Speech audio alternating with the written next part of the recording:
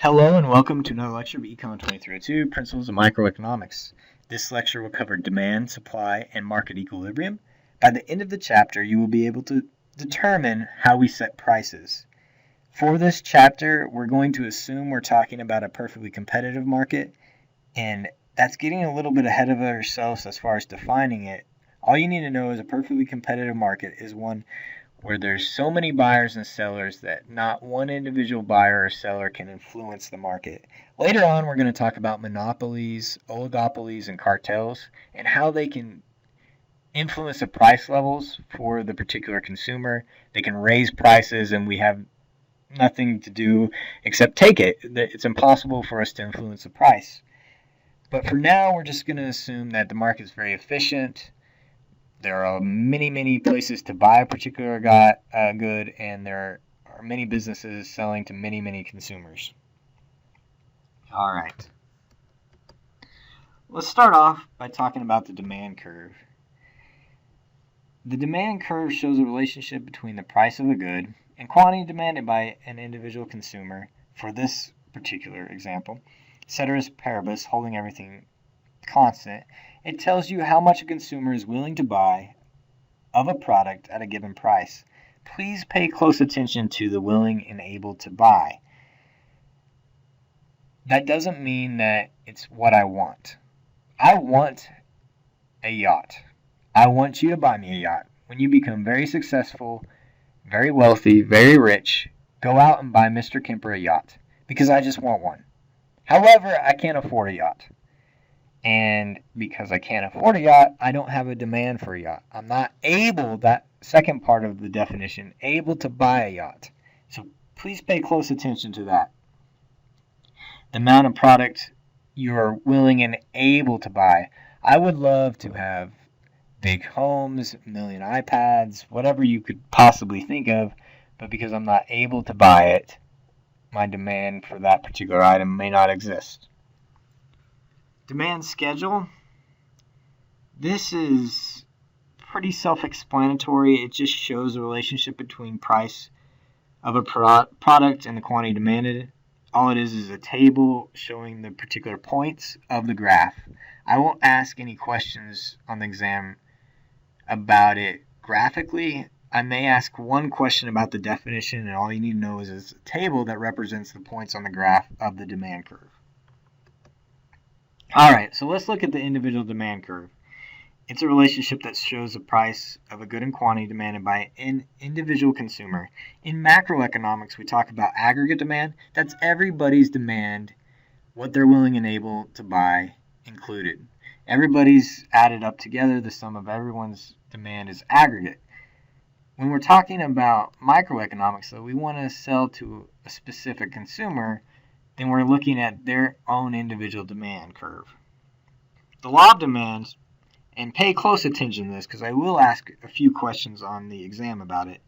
The law of demand states that there is a negative relationship between price and quantity demanding. In other words, there's diminishing returns of utility involving demand. If you'll recall, utility is happiness. So what that's stating, because I know it's kind of wordy, the law of demand states the more you have of a particular item, then each additional item will give you less happiness. For instance, and I have a YouTube video up that I really want you to look at. It shows graphically how to calculate supply and demand, and more specifically percentage changes, which I will ask a question on the exam about, percentage changes of quantity and price on the supply and demand curve. But in that particular video, I'll give an example of my own demand with John Elway jerseys.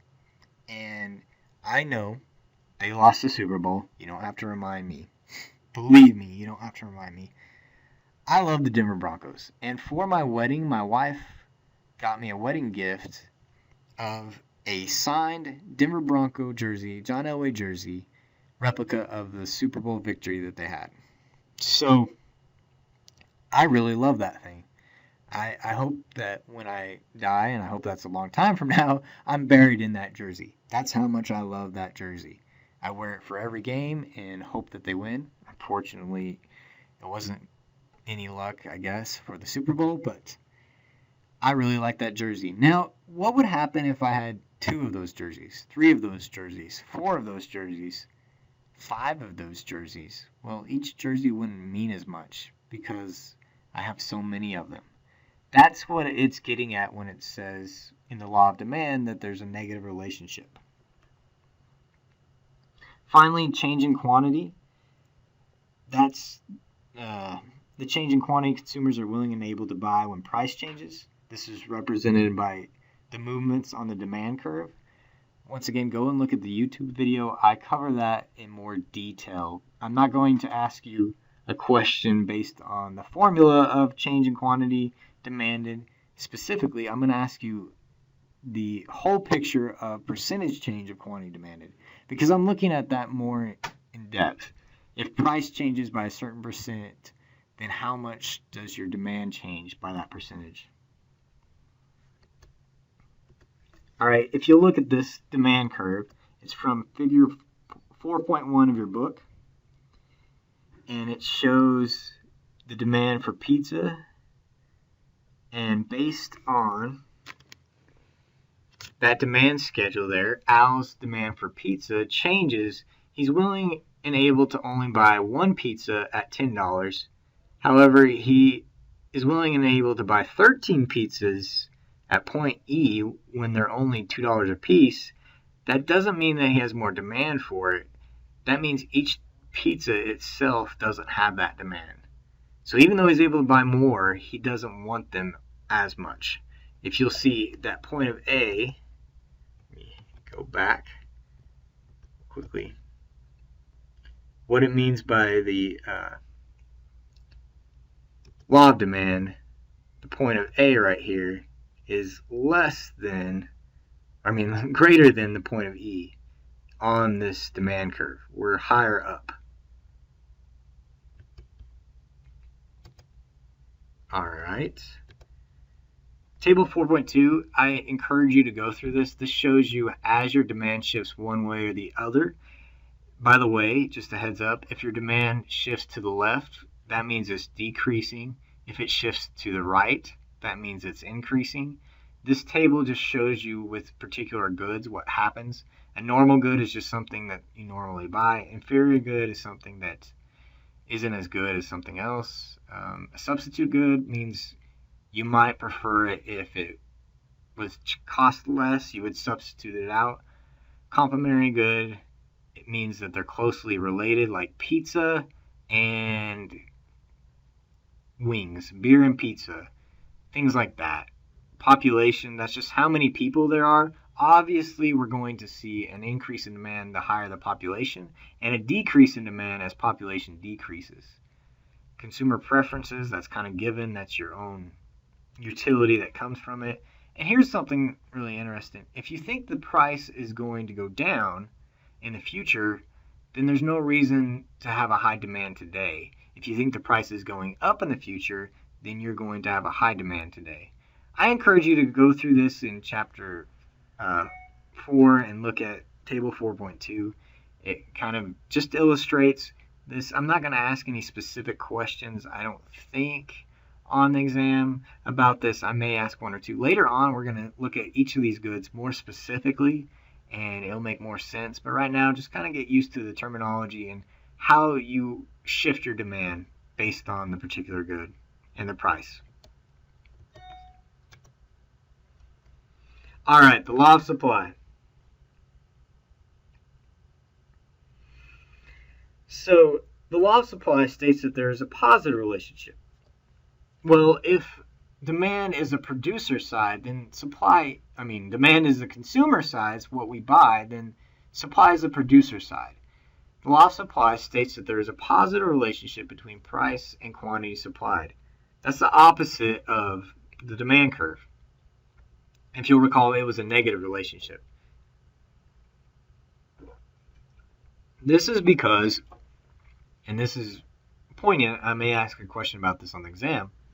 This is because as the price goes up, us as a business, we want to produce more and sell more items, right? That makes sense because we're making more money. It's also positive because we can't produce a negative item. The more we produce, quantity is just going to keep going up and up and up.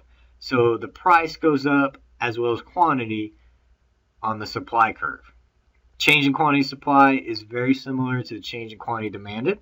It's just the change in quantity firms, which is another word for saying businesses, are willing and able to sell. Remember, willing and able, that's a very good definition, because even though a firm might want to sell a particular item, doesn't mean that they can sell it at that price. And the minimum supply price, you need to know that. That's the lowest price at which a product will be supplied. The supply curve, it slopes up comparative to the demand curve. Remember, there's a positive relationship. One other thing is that with supply, when a producer produces items, they are making something, and you can't make a negative good. So that's one other reason why the supply curve slopes up. You can't produce something negative. Also, as long as they are going to keep making money, they're going to keep producing. Remember how I just said the minimum supply price? Well, you can see that right here with this pizza supply curve for this particular business is $2 a pizza. They're not going to actually supply the pizza at zero because they're not making any money, right? It's impossible. If you're going to sell something, there has to be a point of making money, and you're not going to just give it away. And so therefore, the supply curve starts at that minimum supply price and goes up. And goes all the way up, and it's continuous, so we don't actually stop it. We just leave it be. And what we would say is that it would continuously go up as long as they are making money.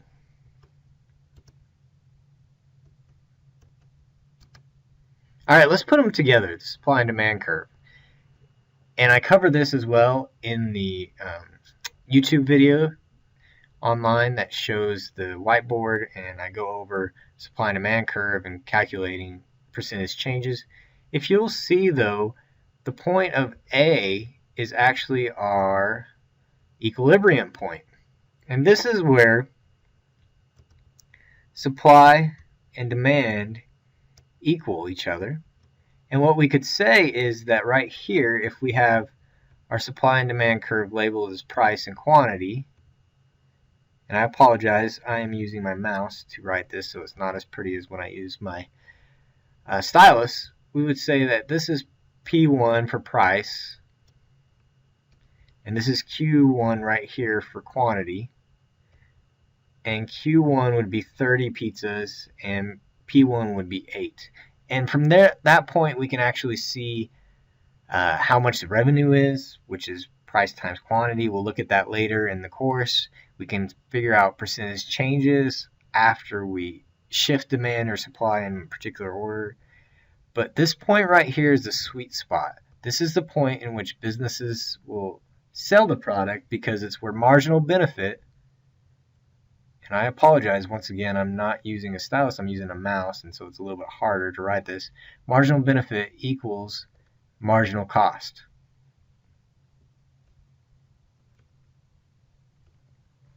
That's a sweet point. That's where businesses are no longer making a profit, but they're not losing money. Everything is equal. They're essentially making zero profit, but they're covering all their expenses.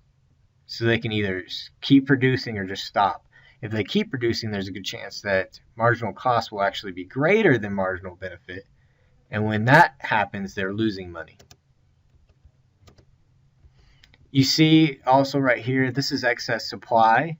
In other words, at $12, there's too much supply, and you're not going to sell as much because the demand is only 18 pizzas, but you're trying to produce 50. If you'll see, the point of E comes at 50, but in reality, you only sell a point of 18. Likewise, if you look below, there's excess demand, and that's when you set the price too low. This, just like the table that we looked at previously, shows how supply can shift one way or the other based on the materials, technological advance.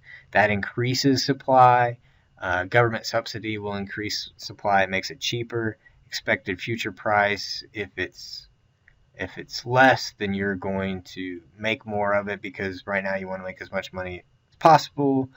And the more producers of an item can also shift supply as well.